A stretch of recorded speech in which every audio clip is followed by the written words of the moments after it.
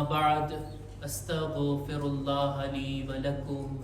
તમામ તારીફ અને હમદો સનાને લાયક ઈ પાક પરવરદિગાર છે કે જે એક છે, જે એકલો છે, જેની કોઈ મિસાલ નથી. આપણી આંખો તેને નથી જોઈ રહી, પણ તે આપણી આંખોને જોઈ રહ્યો છે. લા tudrikuhul absar wa huwa yudrikul absar. દુરૂદ ઓ સલામ થાય મુહમ્મદ અને આલે મુહમ્મદ ઉપર.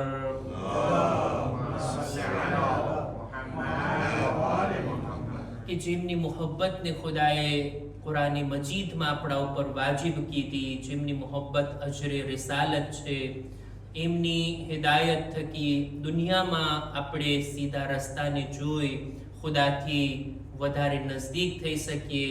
એ રસ્તા પર ચાલીને, એમની સીરતને અનુસરીને, અને આખિરતમાં પણ આપણી નજાતની ઉમ્મીદ તેમની શફાઅતથી બંધાયેલી છે. ખુતબાની શરૂઆતમાં પોતાની જાતને અને ત્યારબાદ આપ તમામ મુમિનીનને તકવા, પરહેઝગારી, ગુનાહોથી બચવા, નેક અને દીનદાર બનવાની ભલામણ કરું છું.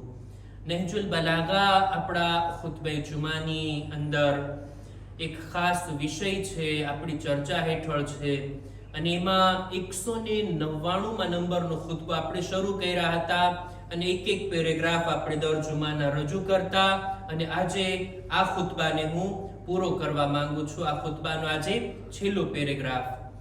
નહજુલ બલાગાના 199માં નંબરના ખુતબામાં અમીરુલ મુમિનીન હઝરત અલી ઇબ્ન અબી તાલિબ અલૈહિસ્સલામ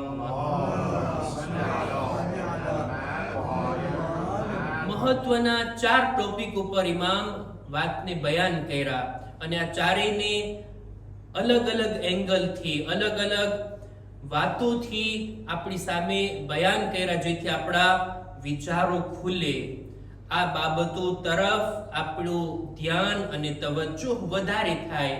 સૌથી પહેલા તો નમાઝના બારામાં હતું, બીજું ઝકાત આપવાના બારામાં, ત્રીજું અમાનતદારીના બારામાં. આ ત્રણેય ટોપિક કે જે આપણને નવા નથી લાગતા, આપણા માટે એટલું આના વિશે બયાન થયું હોય, અથવા તો આપણે આ મૌઝૂને સાદા લેખતા હોય, પણ મૌલા આ ટોપિકના ઉપર, આ ટોપિકના અનુસંધાનમાં જે જે બાબતોને રજૂ કરે છે, ખરેખર વિચારવા જેવી છે. ઝકાત આપવા વિશે, અમાનતદારીના બારામાં કેવો મોટો, ઊંડો અને વિશાળ અર્થ ઇમામ બયાન કર્યા.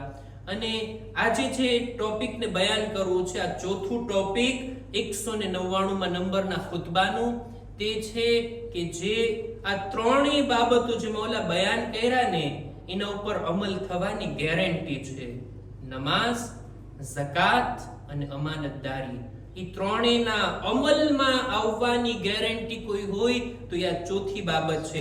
અને તે આ કે ઇમામ ફરમાવે છે કે બંદો જે કંઈ પણ અંજામ આપે છે, આ વાતને ધ્યાનમાં રાખે કે આ બધું ખુદાના હુઝુરમાં એ કરી રહ્યો છે. કોઈ આપણને કામ સોંપે, આ કામ કરી નાખજો, આપણને સોંપી દીધા, હવે આપણને જેમ સરખાઈ આવશે એમ કરશું, સરખો મૂડ હશે તો બરાબર કરશું, નહીતર પછી જેમ તેમ કરીને કામને પતાવી નાખશું.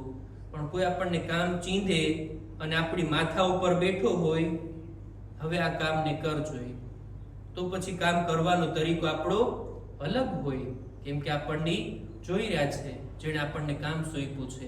પોતે ના ઊભા હોય, આપણા ઉપર કેમેરો રાખ્યો હોય, તો આપણને કીધું હોય તમે આ સાલની અંદર, આ હોલની અંદર તમે જે કંઈ કરો, પણ બધું સુરવૈયે છે, હા, બધું જોવાઈ રહ્યું છે, બધું એનો વિડીયો બની રહ્યો છે. હવે ઇન્સાન, એની હરકતો, એનું ઉઠવું, બેઠવું, કામ કરવું, આ બધાનો તરીકો બદલી જશે. ખુદા પણ આવી જ કંઈક વાતને પોતાના બંદાની સાથે કરે છે. મૌલા ફરમાવે છે ઇન્નલ્લાહ સુબ્હાનહુ વ તઆલા લા યખ્ફા અલૈહિમ અલ-ઇબાદ મુક્તરિફૂન ફી લૈલિહિમ વ નહારિહિમ. ખુદાવંદ આલમની ઝાત માટે કોઈ પણ ચીજ છુપાયેલી નથી કે બંદો દિવસના અને રાતના શું કરે છે. બલકે પહેલા રાતનો જિક્ર કરે છે, બંદો રાતના શું કરે છે અને દિવસના શું કરે છે. ખુદાના હુઝુરમાં ખુદાની નજરથી આ ચીજ કંઈ છુપાયેલી નથી. સામાન્ય રીતે બંધો દિવસના તો લોકોની દરમિયાન હોય, લોકો એને દિવસના અંજવાળામાં જોઈ શકતા હોય, પણ રાતના અંધારામાં, રાતની અંદર છુપાઈને કોઈ જગ્યા ઉપર જે કંઈ કામ કરે છે, લોકોની નજરોથી ભલે રાતના અંધારાથી ફાયદો ઉઠાવીને આપણે છુપી શકીએ, પણ ખુદાની બારગાહમાં, ખુદાની ઝાતથી રાતનું અંધારું હોય કે દિવસનું અંજવાળું, ખુદા માટે બધું બરાબર છે. આગળ ફરમાવે છે કે લતુફ બિહી ખુબરા વ હાત બિહી ઇલ્મા. બંદો જે કંઈ કરે છે ને એ બધી બાબતોને, હત્તા બારીક ચીજોને, ઝીણી ઝીણી ચીજો પણ ખુદા જાણે છે. એવું નથી કે બંદો જે કંઈ કરતો હોય 99% ખુદા જાણતો હોય, 1% હજી જરાક ના, એમ નથી. કોઈ પણ બાબત હોય, નાનામાં નાની ચીજ, ઝીણામાં ઝીણી ચીજ, બધું ખુદા જાણે છે. આટલું જ નહીં, વહાત બિહી ઇલ્મા, ખુદાનો ઇલ્મ જાણે એમ કે આપણા બધા કામોને ઘેરી લીધું છે. કોઈ પણ કામ, કોઈ પણ એક્શન, હત્તા દિલમાં છુપાયેલા ભેદ, મગજના વિચારો, આંખના ઈશારા, આ બધું ખુદાની બારગાહમાં જાહેર છે. કોઈ ચીજ ખુદાથી અજાણ નથી. કુરાન મજીદમાં છે ગાલિબન યઅલમુ ખાઇનતલ અયુન વમા તુખ્ફી સુદૂર. આંખોથી થનારી ખયાનતો પણ ખુદા જાણે છે. દિલની અંદર જે કંઈ આપણે છુપાયું, કોઈને ના કીધું હોય, આપણા દોસ્તો, બરાદરો, આપણા ભાઈઓ, આપણા સગાવાલા, બાલ બચ્ચાઓને કોઈ વાત ના કીધી હોય, ફકત અને ફકત દિલની અંદર છુપાવીને રાખી હોય ને, એ વાત પણ ખુદા જાણે છે. ખુદાના ઇલ્મથી કોઈ ચીજ બહાર નથી. આ બાબત આપણે કહીશું, શું તમે નવી વાત કીધા? આ તો અમે જાણીએ છીએ. આ વાતમાં અમને કોઈ નવીનતા નથી દેખાતી. અમુક ચીજો હોય કે આપણે જાણતા હોય, જાણવું અલગ, માનવું અલગ. દિલથી મને આ વાતનું યકીન છે, દિલથી મને આ વાત ઉપર ખાતરી છે, હંમેશા મને આ વાત યાદ રહી છે. શું ફક્ત એવું છે કે ઇમામ બારગાહમાં, મસ્જિદમાં હો ત્યારે જ હું ખુદાના હુઝુરમાં, બજારમાં અને ઘરે જાઓ ત્યારે પછી કંઈક બીજો જિંદગીનો ભાગ શરૂ થાય? ના, એવું નથી. આપણા 24 કલાક, આપણી દિવસ રાત, આપણા દરેક કામો, જાહેરી, બાતિની, બધું ખુદાના હુઝુરમાં થઈ રહ્યું છે. બંદો નમાઝ જો પડે, વિચાર કરે, ખુદા મને જોઈ રહ્યો છે. ભલે હું એને નથી જોઈ રહ્યો, પણ ઈ મને જોઈ રહ્યો છે. હું ઝકાત આપું, ઝકાત બાબતે પણ લોકોને ખબર પડે કે ના પડે, મારો ખુદા તો જાણે છે ને મારા માલમાંથી મેં શું એના રાહમાં આપ્યું છે. અમાનતદારી, શક્ય છે જેની અમાનત મારી પાસે હોય એને એટલી બધી ના પડી હોય કે અમાનતદારી કેટલી અંજામ આપે છે, કેટલી અમાનતને સાચવે છે, લઈને પાછો ચાલ્યો છે. પણ ખુદા તો જુએ છે ને કે મેં કેવી રીતના અમાનતદારી કરી, કોઈની અમાનતને સાચવી, અમાનતમાં ખયાનત ના કરી. આ ત્રણેય ટોપિકને બયાન કર્યા બાદ ઇમામ આ વાત ઉપર ભાર મૂકે છે કે બધું ખુદાના ઇલ્મમાં છે. આટલું જ નહીં, જો આ બાબતને ઇન્સાન દિલથી માની લે, હંમેશા એને યાદ રહે, તો પછી યકીનથી બતાવો ગુનાહ તરફ એનો કદમ આગળ વધશે? હું ફક્ત નમાઝ પઢું ત્યારે જ ખુદાની બારગાહમાં છું? નહીં, ગુનાહ કરું છું ને તો એ ખુદાના હુઝુરમાં છું. ખુદા મને જોઈ રહ્યો છે. ક્યારેક ખુદાના ખાસ્તા, ક્યારેક ઇન્સાનને ખોટું કામ કરવું પડે ને, કોઈ ગલત કામ કરવું પડે ને, તો એ જોશે, કોઈ જોતું તો નથી ને. એક નાનું બાળક પણ જોતું હોય ને તો ઇન્સાન એ ગલત કામ નહીં કરે. એક બાળક મને જોઈ રહ્યું છે દાખલા તરીકે, કોઈ નાના બાળકની સામે પણ ગુનાહ નહીં કરે, પણ ખુદાની નજરોની સામે, ખુદાના હુઝુરમાં એ બાળક કરતા, એ બાળકના જોવા કરતા ખુદા જોઈ રહ્યો છે. આ વાત ઘણી જ સખ્ત છે. જો બંદો દિલથી યકીન રાખી અને આ વાત ઉપર બાકી રહે, યાદ રાખે, હંમેશા આપણે બધા ખુદાના હુઝુરમાં છીએ. અને કયામતના દિવસે જ્યારે આપણે હાજર થશું ને ખુદાની બારગાહમાં, ત્યારે આ આપણું બદન, આ આપણા અંગો, આ બધા પણ ખુદા તરફથી એક જવાબદારી લઈને આવ્યા છે. ઇમામ ફરમાવે છે આગળ, અવાઉકુમ શુહુદુ, તમારા બદનના અંગો છે ને એ ખુદાની બારગાહમાં ગવાહ છે, સાક્ષી આપશે. ક્યારેક એક ગુનાહ એના નામે અમલમાં દેખાડશે ફરિશ્તાઓ, તું આ ગુનાહ કરીને આવ્યો. બંદો જો ઇનકાર કરવા પણ ચાહે ને તો નહીં કરી શકે. આ હાથ બોલશે કે આ હાથથી ચોરી કરી, કોઈ પર જુલ્મ કર્યો. આ જબાન બોલશે ત્યારે કે હા મેં આવા શબ્દો કાઢ્યા હતા.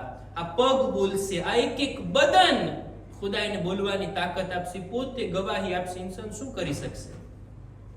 જે હાથથી ગુનાથી હાથ જ બોલવા લાગે તો, આ જબાન, આ આંખો બોલવા લાગે તો કોઈ ઇનકાર કરવાનો મોકો મળે છે ઇન્સાન પાસે?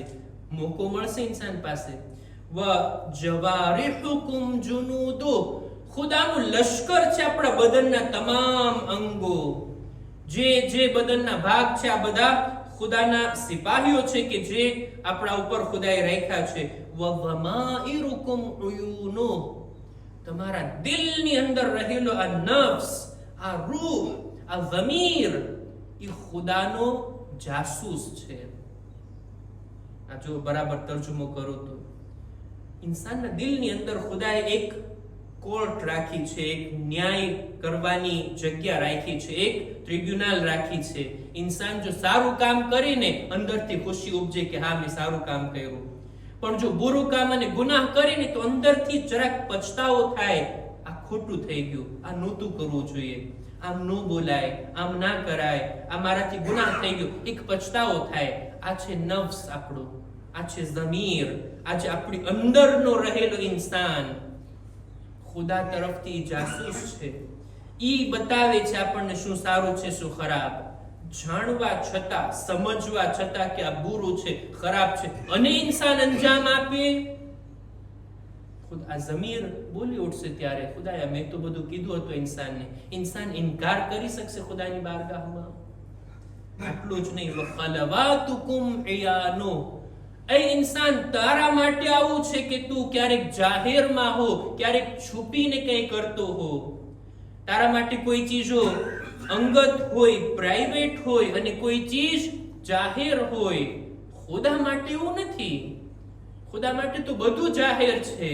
આપણે એકલામાં હોઈએ કે લોકોની દરમિયાન હોઈએ, કોઈ ના જોતું હોય પણ ખુદા જોતો હોય.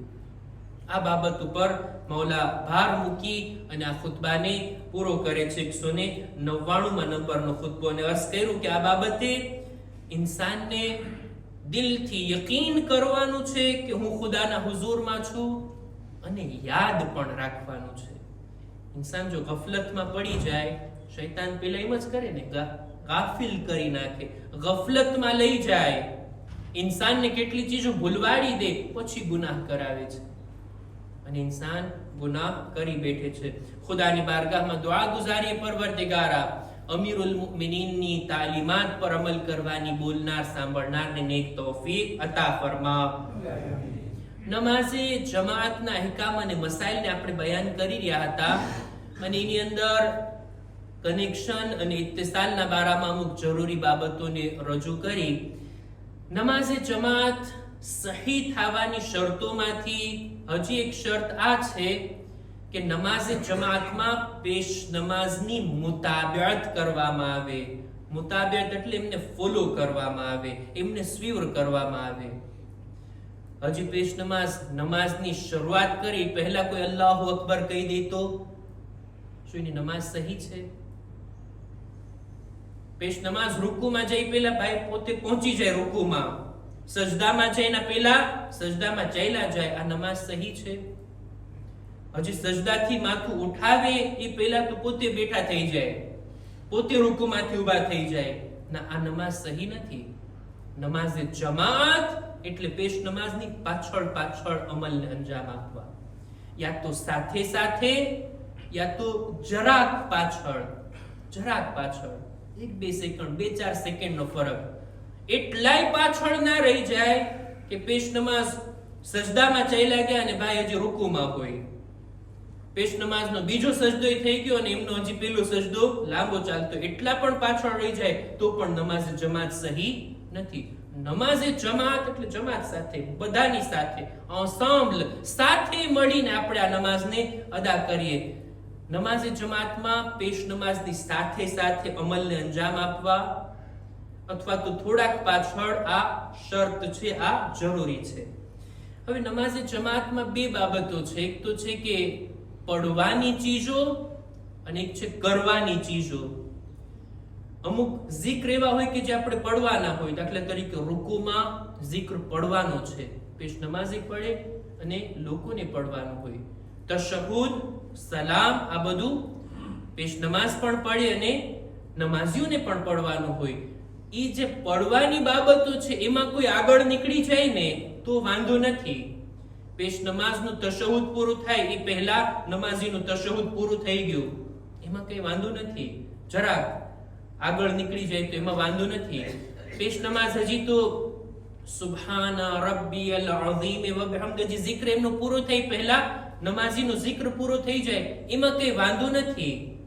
પણ અરકાનમાં, અમલમાં, એક્શનમાં જે કામો કરવાના છે એમાં બિલકુલ આગળ થવાની રજા નથી. આપણી નમાઝે જમાત બાતિલ થઈ જાય છે. ખાસ કરીને પહેલી તકબીર, તકબીરતુલ ઇહરામ. હમણાં જ આપણે દાખલો આપ્યા ને, પેશ નમાઝ હજી તકબીરતુલ ઇહરામ અલ્લાહુ અકબર કહે એ પહેલા કોઈ નમાઝમાં અલ્લાહુ અકબર કહી દેશો એની નમાઝ બરાબર ના.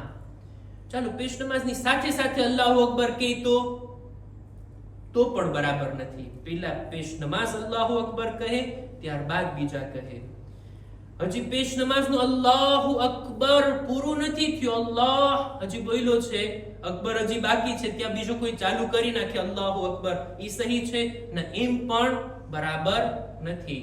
પેશ નમાઝનું તકબીર, તકબીરતુલ ઇહરામ પૂરું થઈ જાય, અલ્લાહુ અકબર, હવે મામૂમ પોતે કહે અલ્લાહુ અકબર અને બીજા નમાઝીઓ નમાઝને શરૂ કરે. એમાં તો ખાસ આગળ થવાની રજા નથી. એની અંદર આપણે પેશ નમાઝની પૈરવી અને મુતાબિયત કરવાની છે, ફોલો કરવાના છે અને સ્વીર કરવાના છે. જ્યાં પણ આપણે નમાઝ પડતા હોય, અહીંયા તો હું નમાઝ પડાવું છું, બીજે ઠેકાણે આપણે જઈએ નમાઝમાં, આપણને આદત પડી ગઈ હોય, પણ ના, એ આદતને આપણે તોડવાની હોય. જે રીતના પેશ નમાઝ પડે છે એ રીતના, જે રીતના એ રૂકુનો zikr પડે છે એટલો આપણે પડવાનો, એની પહેલા ઊભા થવાનું, એની આગળ નીકળી જવાની આપણને રજા નથી. ખુદા ઇન્શાઅલ્લાહ આપણને નેક કામો કરવાની અને ગુનાહોથી બચવાની તૌફીક અતા ફરમાવે. ખુદાએ તારી બારગાહમાં દુઆ ગુજારીએ છીએ, અમારી ઇબાદતો, દુઆઓ, નમાઝો ને નમાઝે જુમાને તારી બારગાહમાં કબૂલ ફરમા. ખુદાએ અમારા મા બાપના ગુનાહોને માફ કર. ખુદાએ દરેક મુમિનીન મુમિનાતની નેક હાજાતને પૂરી ફરમા. જેઓ બીમાર છે શિફા અને તંદુરસ્તી અતા કર. પરવરદિગાર અમારા મરહુમીનની મગફિરત ફરમાવ. ઝમાનાના ઇમામના ઝુહૂરમાં તાજીલ ફરમા. અમારો શુમાર એમના સાથીઓમાં કર. રબ્બના તaqabbal મિન્ના ઇન્નકા અંતસ સમીઉલ અલીમ.